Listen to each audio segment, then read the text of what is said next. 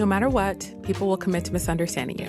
What's most important is your commitment to understanding yourself. Hello, you guys. My name is Nkirka Madani, known as NK, and welcome back to Misunderstood, your spring report. Today, we are going to be doing a little bit of a different type of episode, and I'm excited about it. I do want to make this a quarterly episode, and this is essentially going to be covering what I'm loving in each season. You've probably seen the TikTok trend REPORT, which is an acronym for reading, eating, playing, obsessing, recommending, and treating. So I wanted to take my spin on this episode. Also, happy April. Spring is fully in swing, and I thought it would be fun to try my rendition of a spring report to inspire you guys, give you guys some recommendations of things that I've been loving, and maybe you will too. But before we get into it, take some time right now to rate this show, Misunderstood, 5 stars. You guys know the drill. This podcast is growing, and I'm very, very happy about that. And I love that I can come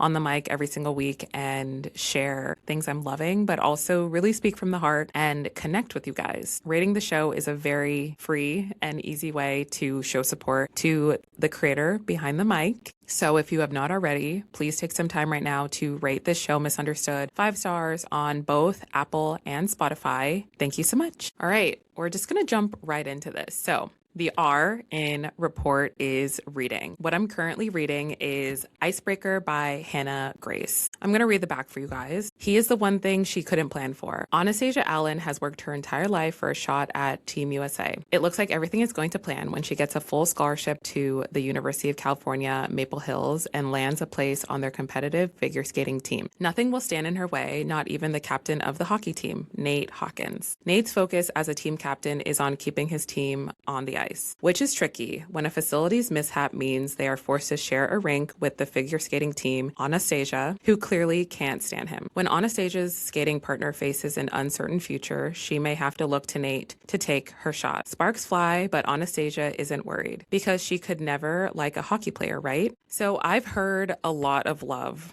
associated to this book, which is why I picked it up and put it on my TBR. Also, if you didn't know, I do try to read a set amount of books every single month as part of my goal to read 50 books in 2026. So this is our first April book. I'm looking forward to it. It is a sports romance. And one thing about me, I love a romance. It is my favorite genre. So I'm excited to start off April with a romance. I actually just started reading it, so I don't have much to say about it. But all of my thoughts on all the books I read are in my end of month vlog on YouTube. So if you're a book lover and if you want to hear my book chats, highly recommend subscribing to my YouTube channel. But I think it's important for me to share a 5-star that might inspire you to also read it. So the only 5-star I've had so far in 2026 is Funny Story by Emily Henry. It made me cry. It was such a well done book. So if you haven't read it and if you're looking for a really good book, I recommend reading that. And hopefully I have more 5 stars to share with you guys in the coming months. All right, next is eating. So a few food items I have been particularly loving. The first one is the Core Power Chocolate Protein Shake. So this protein shake has 26 grams of protein, which is a lot of protein for a protein shake. Honestly, sometimes I use it as a meal replacement. I don't really like saying meal replacement, but it is enough fuel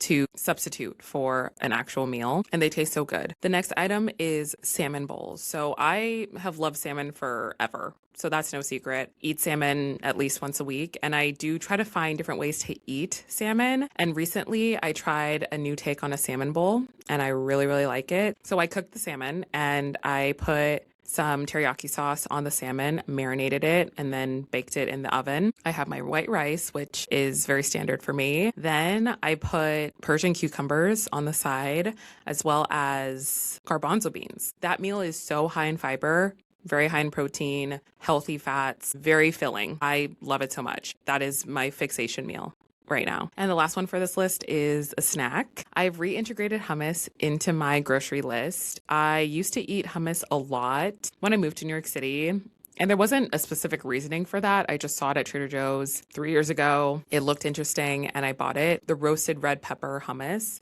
and I loved it. I ate the entire thing with pita chips, of course. And then I kept on eating it for a while. And then I stopped for actually 2 years. And I just got it again a month ago. I'm back. I'm back on my hummus kick. If you don't know, hummus is made of chickpeas, which are very good in fiber, I believe. I think there's also a good amount of protein in it. And for my foods, I have really been super focused on getting enough protein. I remember 2 years ago, I was really struggling with my protein intake, and then I became a runner, and I kind of solved that problem because I was just so naturally hungry all the time. So I upped my protein intake through that, and now I'm still, of course, keeping my protein levels pretty high. I feel just a lot better because I am eating more whole foods and more foods that are actually satiating me and keeping me full. But those are my big three right now. For the P and report, we're talking about what we're playing. So for playing, I looked up a few different reports and a lot of people did them differently. But for the most part, people used playing as what they're watching and what they're consuming. So this could be any type of media. So I am right now so obsessed with the show Traitors. I am currently on season 4. I'm almost done with it. There's 4 seasons. And I breezed through all of the seasons because I was just so engaged with the show. If you don't know what Traitors is, it is a reality game show set in Scotland, and the entire cast are famous people from all different sectors of fame. Gamers from Survivor or Big Brother. There's some actors. There's people from Love Island, from Selling Sunset. They're all put in a house for, I think the show runs for about 2 weeks, but each season there's, I believe, 10 or 11 episodes. And they're really long episodes too. Each episode is literally 1 hour long, so it feels like you're watching a movie every single time that you're watching an episode. I love it. So the premise of the show, they're all in Scotland and the prize pot is $250,000, but they have to earn as a team through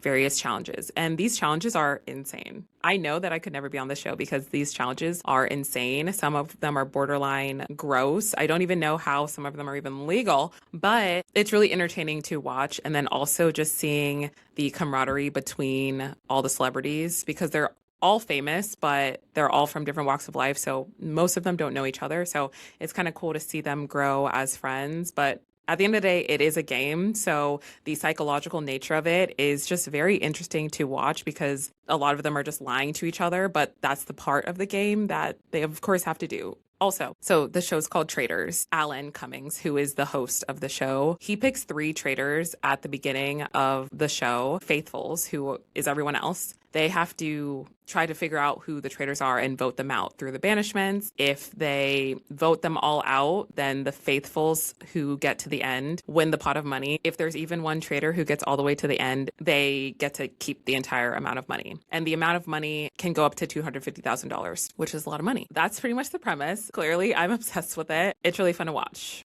And I want them to make season 5 ASAP. But I realized that I was 3 years late to the show. The show came out in 2023 and I just started watching it. So I'm probably going to have to wait a year for season 5, but that's okay. Highly recommend watching it. It is a really engaging show. I like to watch it nightly. I watch 1 episode a night because, again, the episodes are pretty long, but I look forward to that in my night routine and I'm obsessed with it. And it's a great show. The other item I've been playing quite a bit are running videos on YouTube specifically. I love watching YouTube videos. I am a YouTube creator, but I also love watching YouTube videos. I just find running videos so inspiring. I am a runner, but right now I am still injured and I'm still recovering from my surgery, but I love watching running videos on YouTube because they're very inspiring and it's getting me excited to get back into running. I am playing so many nostalgic tracks that I listened to when I was a teenager. So I'm talking Justin Bieber's first album, Hannah Montana's tracks, all of them, Lindsay Lohan, Hilary Duff, the Cheetah Girls. As a millennial who grew up in that era, something about listening to the music that I listened to as a kid is very healing and it's really fun because it's quite literally muscle memory. We will never forget the lyrics. We will never forget how we felt when we listened to those songs. And you are literally just transported back to that time. And something about it is truly so healing. So I have been listening to all of them on repeat. I've also been listening to my running EDM playlist a lot. It's funny, a lot of people don't know that I'm into EDM. I love EDM music, not the really intense EDM music. I'm talking more like Flume, Alinea, Disco Lines, Two Friends. That's my type of EDM. I listen to that playlist every single time I'm at the gym, which is pretty much every day at this point, and it keeps me so happy and pumped up. Music is just food for the soul. Love it so much. Next is O for obsessing. So things I am obsessing over. The first one that came to mind is daytime hangouts. I'm a daytime girl. I'm not a nighttime girl. I'm a daytime girl forever and ever. I have said this on the podcast, but get me at a weekend daytime hour and I'm thriving. I can also swing a dusk hour. So I'm thinking 6, 7 p.m. to 10 p.m. Still also great. But especially as we're in spring, entering into summer, I plan to be out literally all day. For the past 2 weekends now, I have been out for 8, 9 hours, at least one of the weekend days, which has just been so healing for me. It just makes me so happy to live in a city that is so walkable and just a very social city.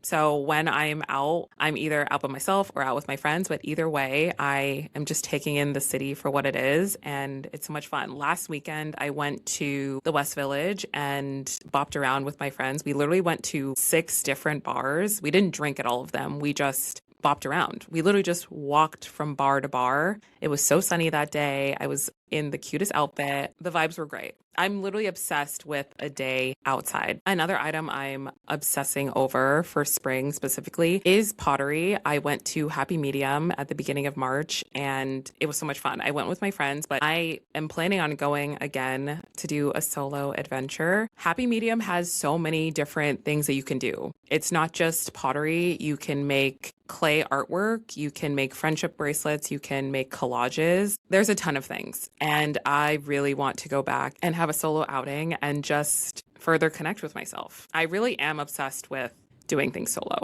I love it. Solo activities are just so great. Going back to pottery. At Happy Medium, they literally provide everything. They had all the paint. They walk you through how to do it on a QR code, but also their staff walking around to sit with you and show you what to do. So I wanted to paint a pot. I did end up painting that pot. It did take 2 hours to paint this pot, but I wanted it to be really precise. I asked them for tape because I really wanted to make different colored lines on my pot. So I started with yellow because yellow for me just screams spring. So I painted 3 coats of yellow and then I waited for that to dry. Then I took the tape and taped lines around the entire pot. Then I put some light pink in between the yellow and it turned out so cute. And currently it is in my room. I can repurpose it for so many things. Of course, it is a pot. So the first and foremost purpose of it is for plants, which I do plan on getting a new plant, but I can also use it as a holder of my makeup brushes or a holder of so many other things. And most of all, I just love that I made it. There's something about the fact that